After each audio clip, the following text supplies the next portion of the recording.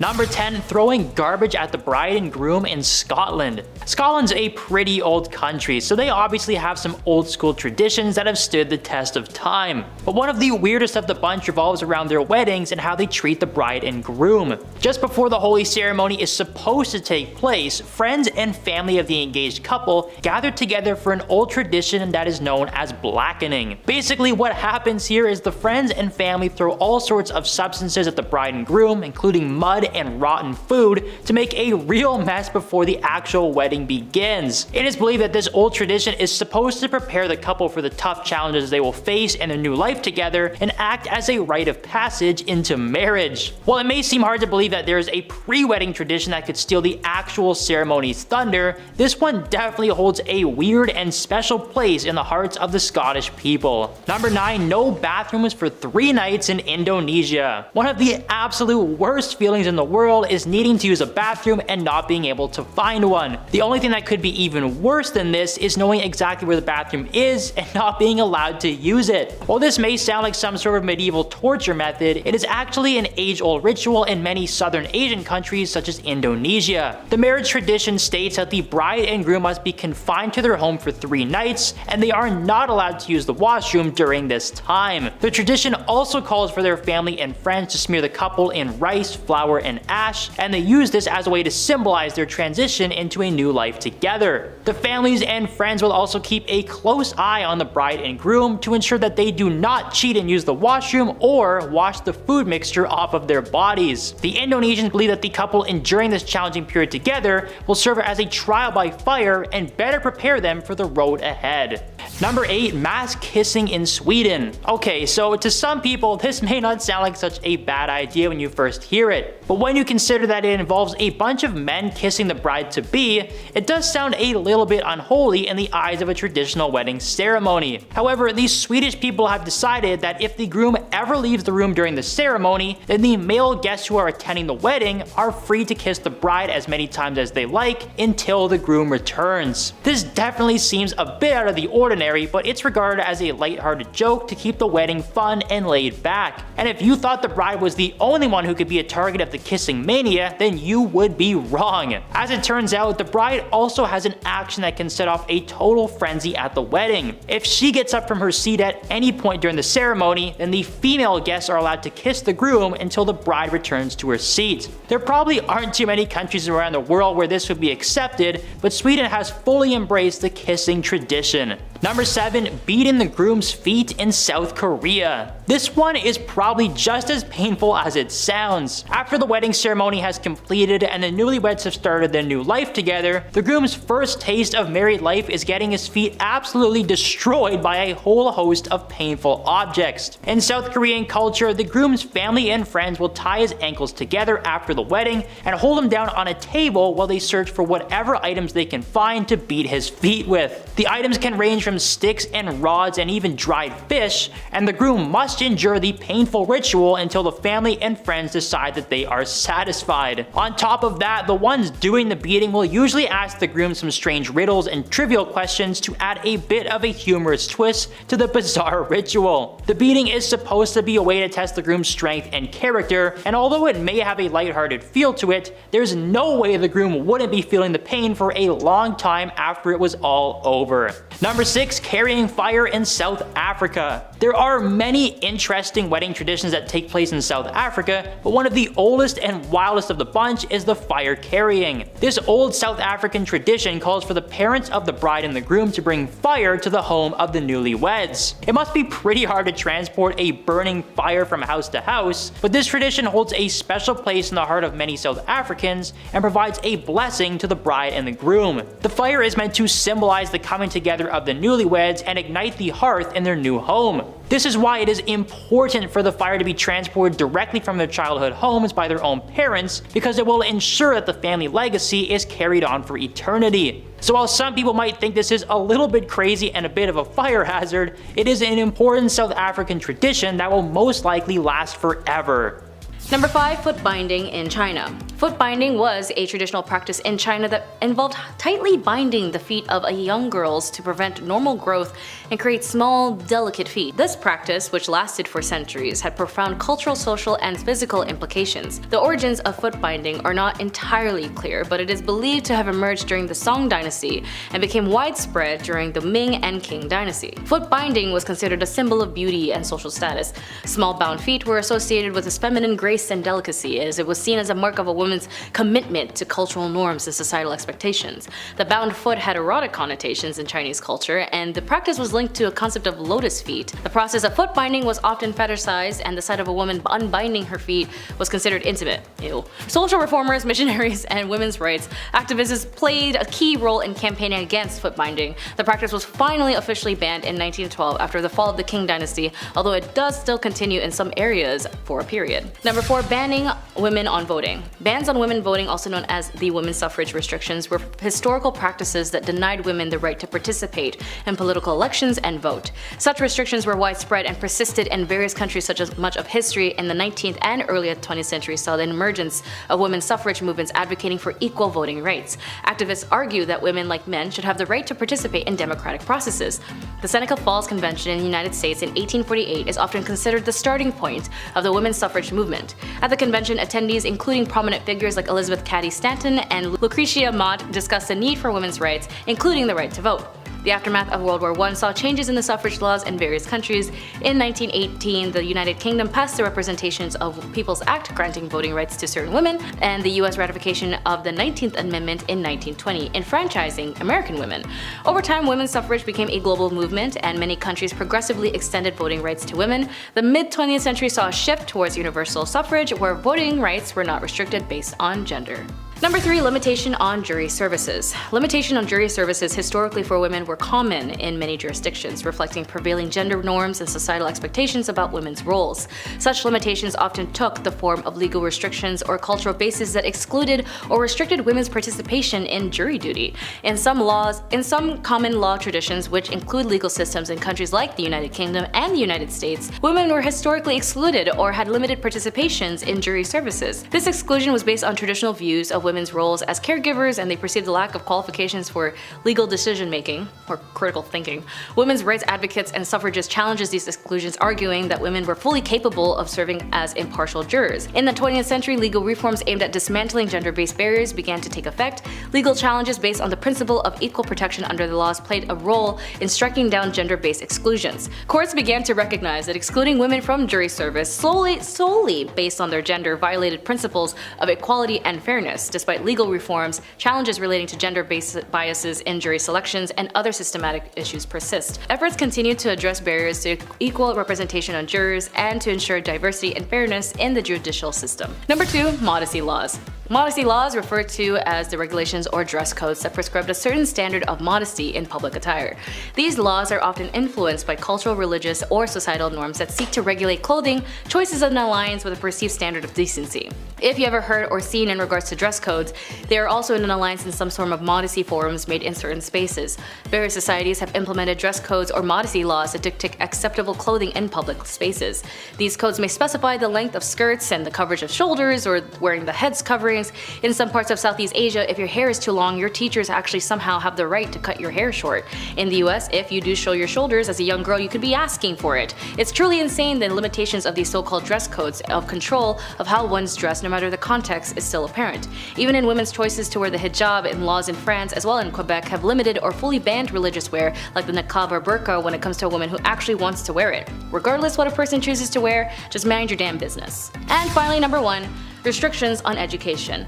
Throughout history, women have faced various restrictions on education with limited access to formal learning opportunities. These restrictions were often rooted in societal norms, traditional gender roles, and discriminatory beliefs about women's intellectual capabilities. These restrictions were often rooted in societal norms, traditional gender roles, and discriminatory beliefs about women's intellectual capabilities. Women were frequently excluded from institutions of higher learning. Universities and colleges were historically male-dominated, and women faced significant barriers to enrollment. When they were admitted, their choices of study were often limited to certain suitable fields. For example, Ruth Bader Ginsburg had mentioned during her studies at Harvard it was a very rare few amount of women were allowed into these highly academic spaces, only to be challenged why were they there when a man should have been there instead.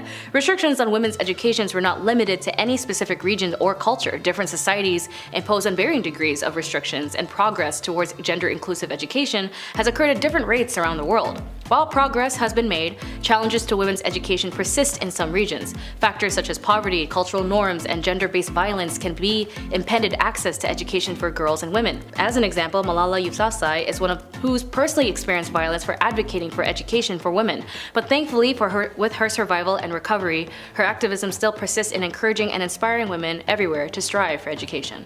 Education is really important, and to be honest, we all learn something new every day. Number 10. Marriage. More good women have lost a marriage into war, famine, disease, and disaster. I know some might think initially that this isn't a punishment, but in the cases of the Victorian women, the societal status of being a woman was only seen based off of the ideologies that needed to be pure and clean. Your bodies were seen as temples, and it shouldn't be decorated with jewelry, nor should it be used for physical activities or your own personal pleasures. You couldn't oppose men, and you being wealthy or a spinster was the only exception. Single women were looked down on with shame and pitied, and as your main purpose as a woman was to marry and reproduce. Even young girls at the age of 8 to 12 would stop working as if there was no child labor laws or protection laws for children, and as soon as these women or young girls were able to menstruate, they would be negotiated into marriage and no longer be able to sustain themselves financially or just be a kid. And being a poor married woman wasn't an option, as you had no individual rights under law. Married women were only seen as one with their husband, and the husband would be the manager and entitled to all of your properties, as it was seen more as a business, and you were being micromanaged constantly until death do you part. Number 9. No rights. As I mentioned with marriage, women didn't have any rights, as they were seen primarily as second-class citizens, and if you were a woman of color, my goodness, you were definitely seen less than human. Women who had to be married ended up losing everything they owned, inherited, or earned, and it would belong to their husband. Once a woman married, control of any property she owned as well as any income she received from it passed her husband. Although he could not dispose of it without her consent, her property, her personal property such as money or earnings or investments, and personal belongings such as jewelry passed absolutely into his control. She could not part with them without his consent, and if you were in a loveless marriage or a harmful one, you couldn't divorce your husband. Divorce wasn't even a concept for women to execute without losing their own amenities, even in the court of law until the 1970s, almost 100 years or so later, after the spark of the women's suffrage movement in the mid-late 1800s. So men had the right to divorce his wife under the grounds of adultery, but women had to prove her husband was unfaithful, combined with other allegations including cruelty, bigamy, incest, and so on. Luckily, in the 1857 Act, divorce did become a bit easier little by little, but again only under the impression that the woman had legal grounds and proof her husband was unfaithful, with evidentiary support to back up her claims. And even then, she could finally earn some of her possessions. As for the husbands, if he wanted to divorce his wife, he didn't have to do anything, he could just say it and it would be fine. Number 8. No education. To me, education is extremely important, as it was something I learned growing up in my family, that education liberates you to understand yourself, those around you, and the world better. And for women in this era, they were received less education than men. They were banned from universities and could only obtain low-income paying jobs, as she was not allowed to follow a profession, as they were all closed to women. And the irony of them having Queen Victoria as the reigning accolade of this era, a woman and women of these times couldn't get an education to liberate herself or her children from defamation if the husband no longer sees her as a useful asset. So for women, especially those who could afford it, was raised in a privileged household with financial backings and exceptional family background, her education was only seen as accomplishments. Like, oh darling, she's a very accomplished woman, is something you might hear in these type of movies that depict the era, which only indicates that she had artistic talents like singing, dancing, and knowing foreign languages, and anything to help earn them a husband and be a benefit in the house. Even doctors at this time believed that if a woman studied too much education, she would stunt her ability to reproduce. Wild as hell. And when university allowed women to attend their lecture halls, their families would actually forbid them from going, worried that it would prevent them from finding a husband. Number 7. The right to work. Work was only available to those who had no choice, as their societal status prevented them from leveling up to the ladder to have a better life independently. Even more so, women who were labeled as part of the working class, these women fueled the industrial revolutions, making up to 60 to 80% of the working force in light industries such as cotton manufacturing. Even more so, those who were labeled as part of the working class, women of this era fueled the industrial revolutions, making up to 60 to 80% of the workforce in light industries such as cotton manufacturing. Women that had jobs outside of the home made them less likely to marry, leaving them them with no choice but to stay in undesirable situations that made them undesirable themselves. In one study by the Buffalo State had noticed classing women and children together as helpless creatures needing the protection of strong men. They were indignant at the knowledge that women had to support themselves, that they had suffered degrading wrongs as working women. So for some, they'd have to result themselves into committing adult work, or even for some unfortunate circumstances, be sold into adult work, as they had often had heavy debts from predecessors or even used as bargaining chips for their partners. Poor women were not regarded as the Victorian society, as they could not fight back, as men had captured these women, straight up kidnapping them and kept them at their house. Differences in societal classes led to some women being ignored and not acknowledged in society for economic reasons and for the pleasures of some men. Women of the night had no exits of this profession and were stuck in this life, and they would be beaten, tormented, as this was obviously shamed on, as well as being arrested, which would lead us to number 6. Number 6, women who were in prison. In some revolutionary standpoints, being in prison might make you look like a hero or a villain, as it depends on what you were doing or what you stood for. For the Victorian era, women who had been the most vocal at this time for a multitude of things like women's rights, the women who were caught in the act of selling their bodies in order to obtain financial means would be arrested and sent to prison. But even women who were not adult workers would be arrested. Women who had premarital pregnancies, truancies, or adultery, or kept bad company would also be arrested. They would be sent to prisons or reformities, as for women of these times, a small step off of the Victorian pedestal made for a long fall. Women sent to prison in the Victorian England were subjected to regimes whose project was to enforce idealized femininity. This individualized treatment aimed at more regeneration than discipline, and was administered by an entirely female staff aided by middle-class philanthropic lady visitors. Considering women were placed only into two categories, being a wife and a mother, the reality is that they lived in a world that discriminated heavily against them. Due to their superior physical strength, men considered themselves the dominant sex and sought to keep women subdued for as long as they could. Number 5, strangulation. Now for the more morbid section on this list, although stoning may seem like a common thing in this era as a form of capital punishment, whereas an individual is pelted with stones until death, actually was not common associated with ancient Egyptian legal practices based on available historical and archaeological evidence. The primary method of execution in ancient Egypt was typically strangulation or impalement. Stoning as a form of capital punishment is more commonly associated with other ancient cultures in the region, such as ancient Mesopotamia or parts of the Levant. In these societies, stoning was indeed known as a form of capital punishment for various offenses, including adultery. Strangulation was one of the most common methods of execution in ancient Egypt.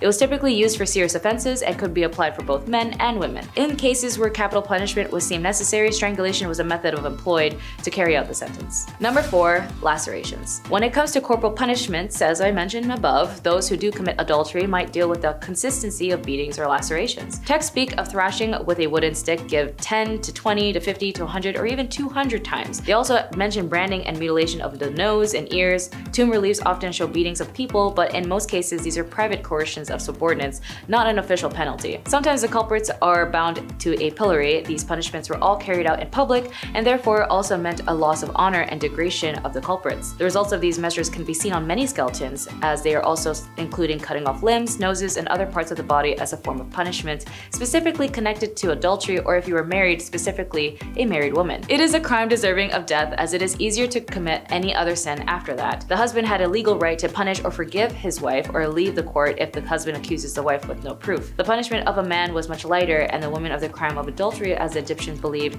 that offense falls primarily in the hands of the woman, while the women would be killed as the men would severe just 1,000 blows. Number 3, burning alive. Referring back to the Code of Hammurabi, the code was enlisted under the morals and the laws in ancient Egypt and Babylon. When it came to intimate relationships with your close family, you'd be subjected to many listed punishments, as in dealing with seduction or physically harming someone intimately. The Hammurabi inflicts the penalty of burning if you were to have a physical intimacy with your mother, but since this was ancient Egypt, unless you were a royal who needed to pull an Oedipus complex to maintain your rule and connection to the monarch position, it wasn't something looked down on but normalized. As this is a civilization that needed a monarch rule at all times to guide the nation, but it is good to note that it was a typical Western interpretation that this era was prone to burning alive people, when the irony was that the Europeans burning women, being witches or even more heresy, were more burned. Number 2, head be gone. The ancient Egyptians set harsh punishments for those accused of treason or corruption. The death penalty was usually applied by impalement, thumping, or a 100-fold fine, and this applied to both men and women. The decree also referred to the death penalty for someone who steals an animal belonging to the temple and transfer it to another party, while confiscating the property of the thief in favor of the stolen temple. The ancient Egyptians distinguished between the stolen goods and bear the attribute of holiness and considered it a religious crime that requires execution, and those stolen goods that do not affect the sanctities, settling for the penalties of beating and the fine for the theft 100 times of the value of the stolen items. Number 1. Buried alive. Of course, all of these leads to death eventually, as the punishments were drastic, dangerous, violent, and vile. I mean, if you somehow survived the beheading, then what a miracle that would be. But death was only reserved for the extreme measures of punishment for women of these times. As I mentioned, there was very minimal, if not just the common punishment of corporal punishment. The scariest, in my opinion, would be buried alive. In some cases, individuals might be sentenced to be buried alive, although this was likely a very rare extreme form of punishment, most likely only reserved for the ones with extreme cases of crime. It's important to keep in mind that our knowledge of specific cases and punishment in ancient Egypt is limited, as much of what we know is derived from inscriptions, legal texts, and other historical records. Additionally, practices may have varied over time and in different regions of ancient Egypt. The legal systems and punishments evolved over the millennia, so there could be variations in practices depending on the specific period within ancient Egypt history. Violence against women is a human rights violation, potentially touching on the rights to life, to equality, to liberty, and security of persons, to equal protection under the law, to be free from all forms of discrimination and violence, to the highest standard attainable of physical and mental health, to just the favorable conditions to work, as well as the rights to not subjected to and cruel, inhumane, degrading treatment. And although the cruelty and damages to women was abhorrent and tragic, it still lingers in our day, as now 60% of women still don't report crimes due to fear of shame and stigma. But we still need to be safe spaces to those who need reassurance so that they can speak up. We still got a lot of work to do, you know? Coverture, also known as martial unity or femme covert, was a legal doctrine that existed in many Western societies until the 19th century, but also, you know, in some way they're still kind of there. The concept of coverture significantly impacted the legal status and rights of women upon marriage. Once the central aspects of coverture was the merging of a woman's legal identity is that of hers and her husband's were as of one upon marriage. This meant that in the eyes of the law, a married woman and her husband became a single legal entity. Any property that she owned, including real estate and personal belongings, would become her husband's upon marriage. She could not enter into contracts or control her own finances independently, and in cases of divorce or separation, the legal custody of children were almost always granted to the husband, as the legal doctrine considered him to be the head of the household. The impact of coverture varied across different jurisdictions and evolved over time. While coverture was deeply ingrained in legal systems for centuries, it faced increasing criticism during the 19th century and eventually underwent reforms. The movement of women's rights, including the first wave of feminism, played a significant role in challenging and dismantling coverture laws. Number 9. Corset regulations. During the late 19th and early 20th century, there were instances of corset regulations in some regions. Particularly in the United States, these regulations were attempts to address concerns about women's health and their public morality and the potential impact of corsets on the female body. Some US states and cities enacted laws that specifically specified the maximum length of corsets. These regulations were aimed at preventing the creation of extremely long corsets, which were considered not only a fashion concern but also a potential health risk. Enforcing corset regulations proved challenging as it required monitoring and measuring women's undergarments, which were both impractical and invasive. Compliance was difficult to ensure, and these regulations were not universally followed or reinforced, as over time, societal attitudes towards women's fashions and health evolved, and the popularity of corsets waned. Ultimately, the decline of corsets in women's fashions was driven by challenging aesthetics, fashion preferences, and evolving views on women's health. Number 8. Anti-flirtation laws. Anti-flirtation laws were laws or ordinances that at various points in history sought to regulate or prohibit what was considered inappropriate or aggressive flirting behavior in public spaces. These laws were often subjective and reflecting societal norms and values about modesty, decency, and public conduct. The term anti-flirtation laws is commonly associated with the early 20th century in the United States. During this period, some cities enacted laws or regulations aimed at curbing what authorities deemed as inappropriate or unwanted flirtatious behavior. In some cases, though, anti-flirtation laws were actually presented as a measure to protect women from unwelcome advances or harassment. The laws were framed as a way to ensure that a woman could move through public spaces without facing unwanted attention. Enforcing anti-flirtation laws posed challenges, as the laws were vague and determining what constituted inappropriate flirting was inherently subjective. The laws were sometimes criticized for being overly intrusive and arbitrary. Anti-flirtation laws faced criticism from various quarters. Civil liberties advocates argued that such laws encroached upon individuals' rights to free expression and personal interactions. As societal attitudes became more permissive, the enforcement of these laws ended up becoming increasingly unattainable. Number 7. Unequal inheritance laws. Historically, many societies had laws governing inheritance that were unequal and discriminatory, favoring male heirs over female heirs. These laws, rooted in patriarchal norms, often restricted women's rights to inherit inherit property, land, or other assets. Practice like primogeniture is a system of inheritance in which the firstborn son inherits the entire estate of the parents, as this practice excludes daughters and younger sons from inheriting significant portions of the family's wealth. The Borough English system was also a variant of primogeniture in which the youngest son inherited the family estate, while the elder sons received other forms of compensation. Like primogeniture, it disadvantaged daughters in terms of inheritance. While dower rights provided some protections for widows by granting them a portion of their husband's estate, they were often limited compared to the inheritance rights of sons. Dower rights varied, and in some cases widows received only a life interest in a portion of the estate.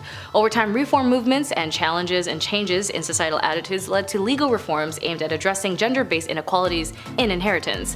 These reforms sought to ensure the daughters had equal rights to inherit all the family property, or whatever is in the will. Number 6. Restrictions on working hours. Restriction on hours for women were common in various parts of the world, often based in societal norms, gender roles, and concerns about women's well-being. These restrictions were part of the labor laws or social norms that limited the hours when women could work, the type of jobs that they could engage in, and in some cases the conditions under which they could work. Laws and regulations in many places historically imposed restrictions on the number of hours women could work in a day or a week. These restrictions were often based on the assumption that women needed protection and rest during their roles as caregivers in the family. Certain professions and industries had explicitly exclusions for women, limiting their participation based on perceived physical or emotional limitations. For example, some jurisdictions restricted women from working in certain heavy industries or underground mining. Over time, however, changes in social attitudes and evolving perceptions of gender roles contributed to the relaxation of restrictions on working hours for women. As the women's rights movement gained momentum, there was an increase in recognition of women's rights to work without undue restrictions. Number 5. Saws for the newlyweds in Germany. People can receive a ton of weird wedding gifts, but in Germany, it is a guarantee that the bride and the groom will receive a beautiful new saw. Yeah, a power tool might not seem like the most beautiful thing to receive on your wedding day, but this tool actually has a very important meaning when it comes to German weddings. It is actually tradition for the bride and groom to saw a massive log together following their wedding ceremony. And since it is a two-person saw and the couple needs to act together to cut the log in half, the challenge is meant to symbolize the strength of the new couple working together and prepare them for the challenges they will face in life. It's also key that the couple is still wearing their wedding attire during the log cutting, which means that those fancy tuxedos and dresses will be covered in wood chips after the ceremony is complete. Now, thankfully, the log cutting is pretty popular in Germany, so you shouldn't have any problems explaining the wood chips once it's time to return the rental attire. Number 4. Stealing the groom's shoes in India. So in Korea, the groom has his shoes removed for a ceremonial foot beating, but in India, the groom's shoes are likely to be stolen altogether. While some people might think a burglar had broken into the wedding with a desire to steal the shoes, it turns out the real culprits are actually the bride's female friends. It's not really known how this bizarre prank started in the first place, but this is a fairly common and humorous tradition that occurs at Indian weddings. If the groom does not keep a watchful eye on his shoes before the ceremony takes place, there's a good chance they will go missing. The friends will hide the shoes from the groom, who has two options for getting them back.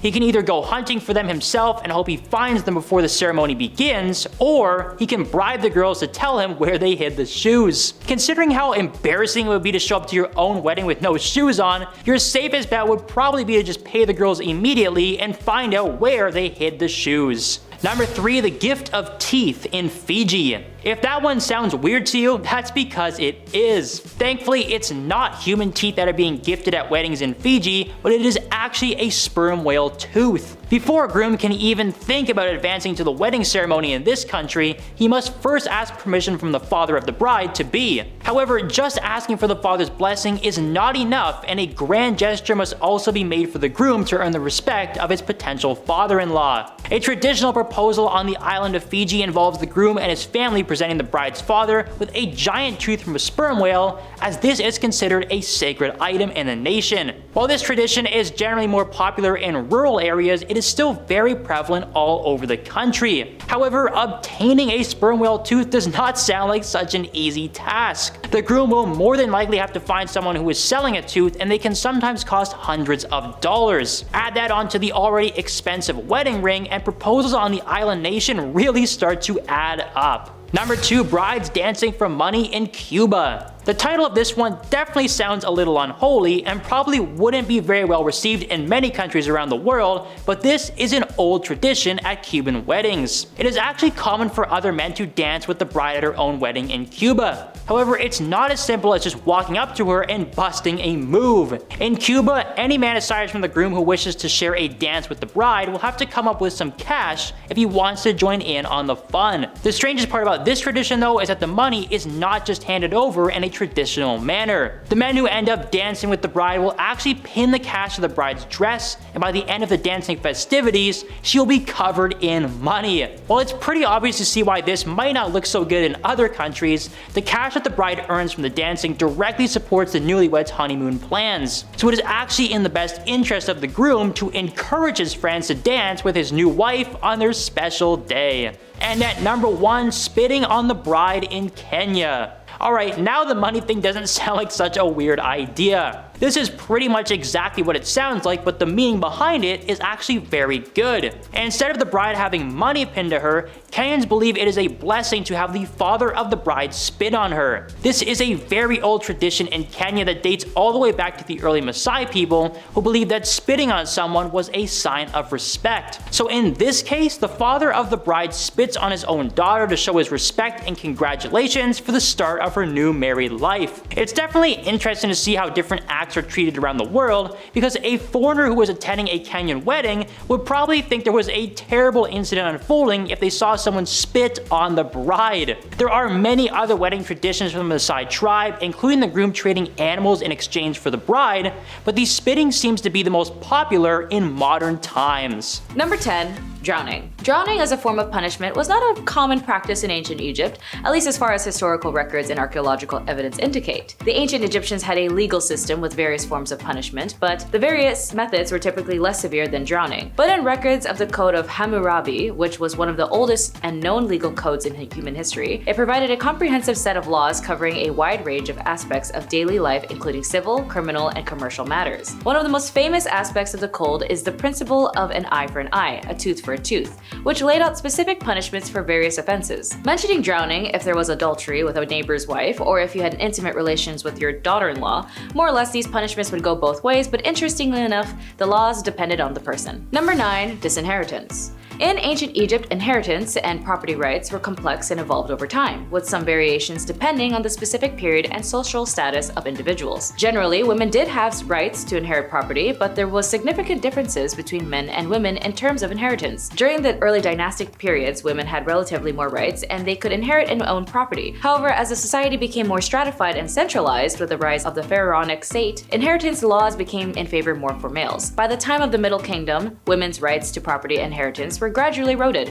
Property, especially land, was usually passed from father to son. Women could gain property through marriage contracts, dowries, or gifts, which they could then pass on to their children. But if they lose their inheritance, so do their children. Thankfully, there was legitimate ways of structuring a will, making unequal distributions of disinheriting a person so to minimize challenges which do not involve corporal punishment. These include a gift conditional upon the recipient not challenging the will, a no contest clause diverting assets outside the will by writing a life insurance policy into trust, or passing assets through the will to a secret trust. Number 8. Banishment. In ancient Egypt, as in many ancient societies, the legal system was complex and the punishment for various offenses could vary depending on factors such as the severity of the crime, the societal status of an individual involved, and the time period in question. Banishment was one possible punishment, but it was not the common form of punishment. Banishment in ancient Egypt was being expelled from a community or city was generally used for serious offenses or crimes. It was a severe punishment because it meant the individual was cut off from their community and likely left to fend for themselves in the harsh environment outside settled areas. And for women, it was typically a rare occurrence as the legal system in ancient Egypt was based on the code of law that changed over time, and evidence suggests that women could be subjected to various forms of punishments for their crimes, including banishment. Number 7. Punishment. More commonly, punishments for women in ancient Egypt might have included fines, corporal punishments, or forced labor. For serious crimes, especially those that threatened the social order or involved treason, more severe punishments like execution might be applied, but in some cases for less serious offenses, women might be required to pay fines. These fines could be in the form of money, goods, or livestock. Women, particularly those of lower social status, could be sentenced to perform labor as a form of punishment. This might involve agriculture work, construction, or other forms of manual labor. Depending on the nature of the offense, a woman woman's property or belongings could be confiscated as a form of punishment. As mentioned earlier, banishment was a possible punishment for serious offenses. Number 6. Beatings. In ancient Egypt, like in many ancient societies, corporal punishment, including beatings, could be a form of punishment for women, particularly for offenses that were considered serious or morally reprehensible according to the prevailing nature and culture and legal norms. It's important to note that the application of punishment varied depending on factors such as societal status and specific time period and the region within ancient Egypt. Corporal punishments such as whipping, beating, or other forms of physical punishment could be administered for various offenses. This might be more common for crimes like theft or adultery. Examples would be like switches, flexible branches, or vines could have been used for beatings. They would be capable of inflicting pain without causing severe injury, as wooden paddles with a flat surface could also be used for beating as well. They would also have been effective in delivering blows to specific areas of the body, and the simplest form of beating would be involved with the hands and fists. This method would also be easily accessible and wouldn't have to require any specialized tools, as well as whips, sticks, and rods. Number 5. Prison life. Being accused of being an idle and disorderly woman seems like a very vague and inconvenient statement today, as it holds no worthy of prosecution. But for these women of these times, you would definitely go to jail for that. These roughly defined offenses were common charges against women in the 18th century. At least in some records of the names of these women have survived, there are 2 on the list who are sadly identified only known as an unknown woman, cannot give any account of herself, and the other being accused of being a vagrant and an idiot. Which, of course, being an idiot isn't a crime unless you're doing something idiotic that hurts another person. Then yeah, I guess being an idiot is a crime. It is possible that up to 2/3 of prisoners in the House of Corrections, like the one at the prison called the Wakefield House of Correction, were female. Beating hemp was the usual form of hard labor, as well as if the women refused to comply or being able to commit to tasks,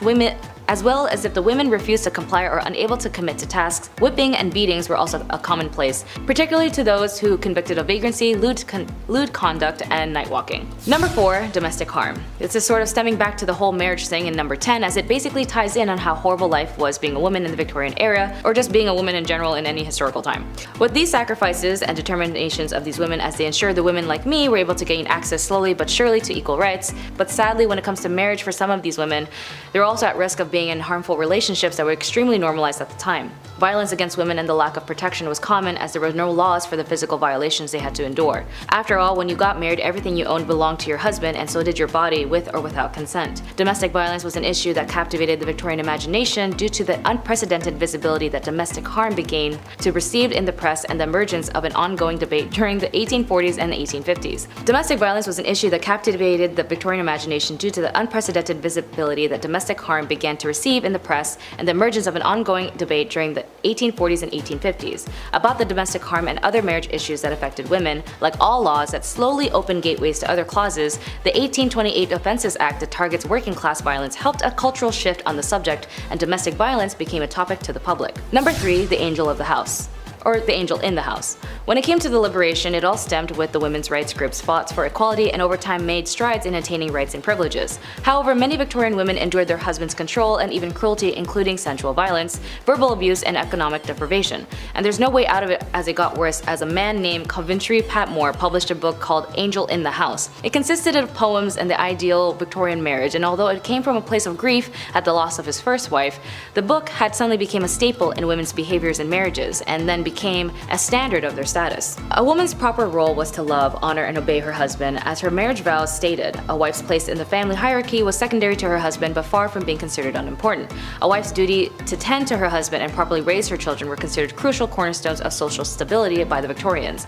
Representations of ideal wives were abundant in Victorian culture, providing women of their role models, and the Victorian ideal of the tirelessly patient, sacrificing wife is what depicted the angel in the house. And for these middle-class women, mimicking the angel in the house gave them more opportunities to find a successful match in marriage. Number 2, the House General. The House General, in a term coined in 1861 by Isabella Beeton in her influential manual, Mrs. Beeton's Book of Household Management. Because for women they needed a manual on how to be a good wife, a good woman, and a good so on and so forth, here she explained that the mistress of the house is comparable to the commander of an army or the leader of an enterprise. To run a respectable household and secure the happiness and comfort and well-being of her family, she must perform her duties intellectually and thoroughly. For example, she had to organize, delegate, and instruct her servants, which was not not an easy task, as many of them were not reliable. Isabella Beeton's upper-class readers may also have a large complement of domestics, a staff requiring supervisions by mistress of the house. Beeton's advised her readers to maintain a housekeeping account book to track spending. She recommends entries and checking the balance monthly, but also keep in mind this is the same lady who told people to put borax in bread to save money. This may not seem like a big punishment for some viewers, but if you were told that you needed a manual to how to live your life so you wouldn't be kicked out of society, that's not something that's a preference today, is it? And number 1, asylum. Now, if you're a woman who was out of the realms and just didn't want to be part of society like everyone else, maybe just suffered a series of mental health issues or even just looked ugly, you might find yourself in an asylum. They had such ridiculous reasons to lock up a woman, as I mentioned in the prison section on this list. From being a vagrant, disorderly, or whatever the case was, you'd go to prison, or even more so, to the asylum. For some families, if they just didn't know what to do with you, they just toss you into the asylum for not being complicit. In an investigation by a very passionate and an amazing writer named Nellie Bly, she had experienced firsthand on the field of the mistreatments, the devastating conditions, and harm patients had to endure.